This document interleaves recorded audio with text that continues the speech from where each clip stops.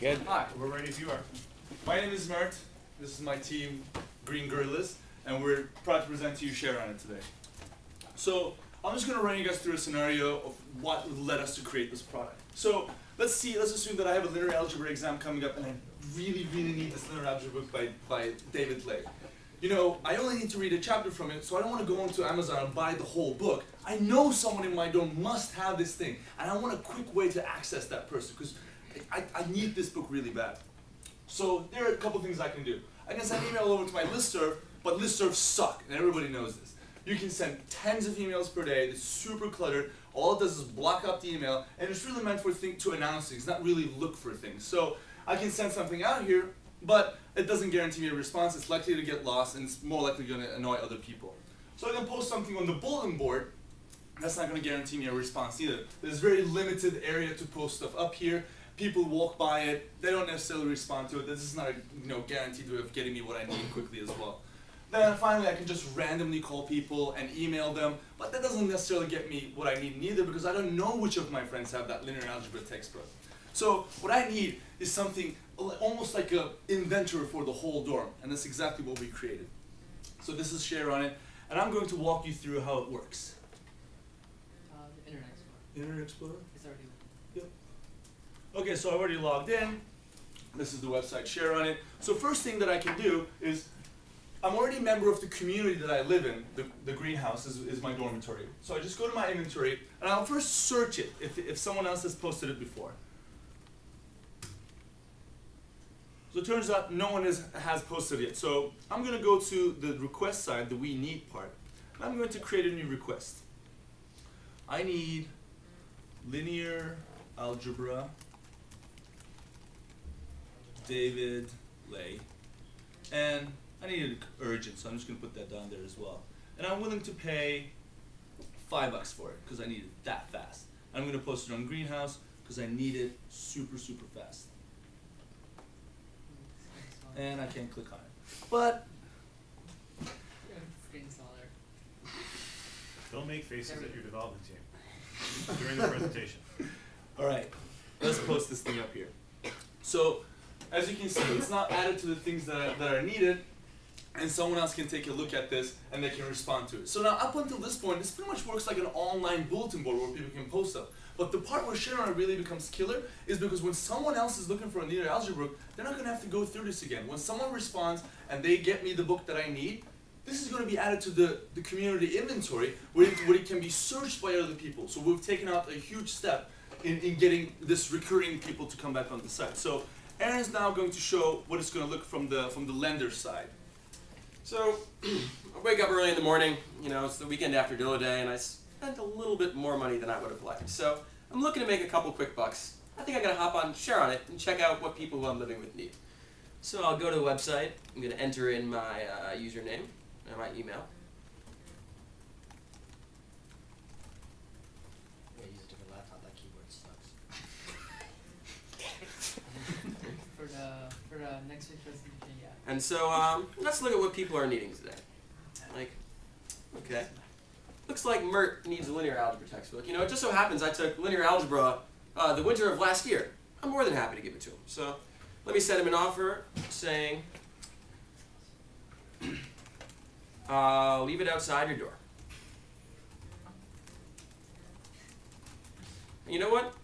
I do definitely want to make a quick buck from this in the future, so I'm going to add this to the inventory of my community so other people can borrow it from me too. So I'm going to send the offer, and now we'll communicate via email, and it's sent.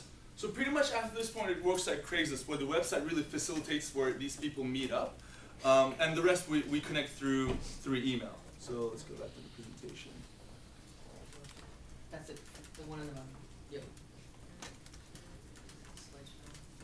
Here we go. So now Tira's going to talk about the specific benefits of our product and how it compares to other things that are out in the market. Thank you very much. So what you just noticed walking through a demo, they shared a textbook, or they could have bought and sell a textbook, but it can be used for multiple items. For example, currently there's postings on TV for sale, mirrors for sale, vacuum to borrow, and multiple other items. So you can basically share, buy, and borrow anything you want within your community. What sharing allows you to do, as you saw the benefits, it's faster. It's faster than calling or emailing people. It's searchable. You can search right away, as Aaron did with the linear textbook.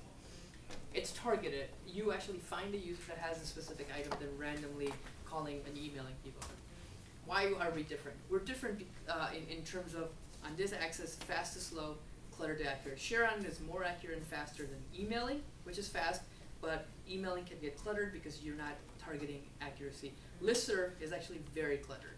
And given that it's a mass email, for example, many of us receive 10, 15 of these a day. ShareOn, it benefits you in that way. Versus eBay and Craigslist, where are we? We're more hyper-local. Of course, Craigslist is really close to that. You can search locally, but Craigslist is also on the trust scale. They're a little bit more anonymous, while you can verify users that live within your own university housing. For example, in Northwestern University housing, McManus and Greenhouse, we know that these are Northwestern students, so you trust them better. eBay is a little bit more broader in scale. Again, it's not extremely hyper-local. Let's talk about our customers. Here's our first customer. Meet Kevin. Kevin is a college student, basically a stud on campus, living on campus in student housing. He loves to engage on Facebook and Twitter and LinkedIn. He's on a very tight budget, like most college students are. We spend on tuition, we spend on food and housing, and we can't go out and purchase textbooks and buy everything. We need to share and we need to borrow. Primarily, ShareOn gives the benefit of Kevin to save time and money, and it's less annoying and crowded like a listserv would be. There's this market opportunity. There's tons of Kevins in the U.S. Primarily 2,300 four-year universities in the U.S. Our target approximately would be 6.9 million college undergrad and grad students living on campuses in the U.S., but they're also social networking college students, which was a very important criteria. Our next customer are these local businesses. Primarily the local businesses that are within a 5-mile radius of the universities. Many of these tend to offer flyers and go to mailboxes. For example, here in the Jacob Center, we always get 3 mail flyers per day from places like barbershops, UPS, and different types of companies. And they're just basically giving it to everyone. It's not targeted. Local businesses, many of them, they don't have money to spend on mass money to spend on marketing if they have limited budgets. Primarily, we allow them to basically target with accuracy the college students based on the data we're collecting on behavioral data on how they're borrowing and sharing, and we give them a better ROI in offers and promotions. Within just the NU 5-mile radius, there are over 6,000 merchants, and based on our initial research, 10% we feel would actually consider this to basically advertise on our site. The go-to-market, can explain it. Excellent. So we are thinking about a 3-stage go-to-market strategy in which we first go out and prove our business model. We build it out to see how it scales, and then we actually go on a mass scale.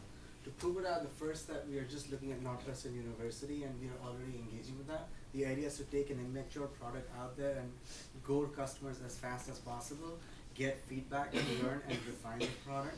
We're already in 2 dormitories, Greenhouse and McManus, and we are getting real life feedback from customers, and we are refining the product on an ongoing basis with that. As with that, we're seeing how people interact with the product and how they use it and what they use it for, and we start trying to build that feature set and those benefits within the product. The next step we plan is to broaden to 3 universities within Illinois, that is University of Chicago, University of Urbana-Champaign, and Northwestern University itself. Urbana-Champaign has about 30,000 students.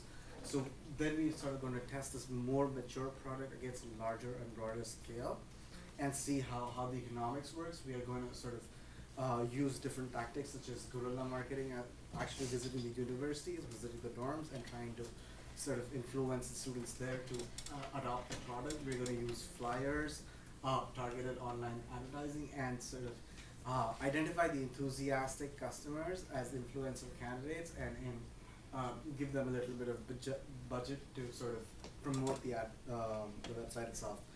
Incorporate that feedback and then eventually go mass, which uses similar tactics of targeted advertising and influence, but also tries to strategically partner with universities themselves and see if there's a central place which we can match to, such as campus groups or Blackboard at Northwestern University, through which we can actually promote the product. And we anticipate some support because the community benefits the product brings along. Next, I'm going to talk about how we're going to make money. We see primarily 2 revenue streams. The pages itself of the website are centered amongst communities and dormitories. And as Peter talked, there is almost 6,000 merchants within a 5-mile radius of Northwestern University who would really like to engage with specific communities, such as dorm students, and selling advertising on individual community pages we anticipate being able to charge between $100 to $150 a month on a community page for a specific dormitory.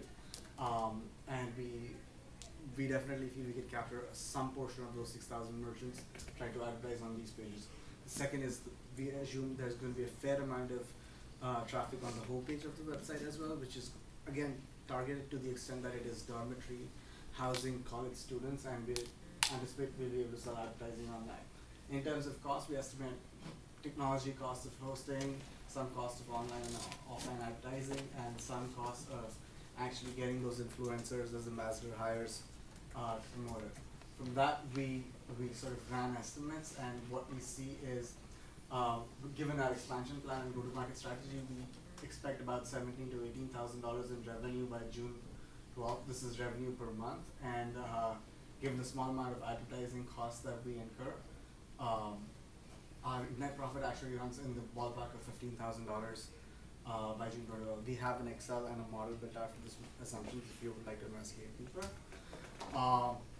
In the long-term view, we plan to sort of expand beyond just university housing into condominiums, into neighborhoods.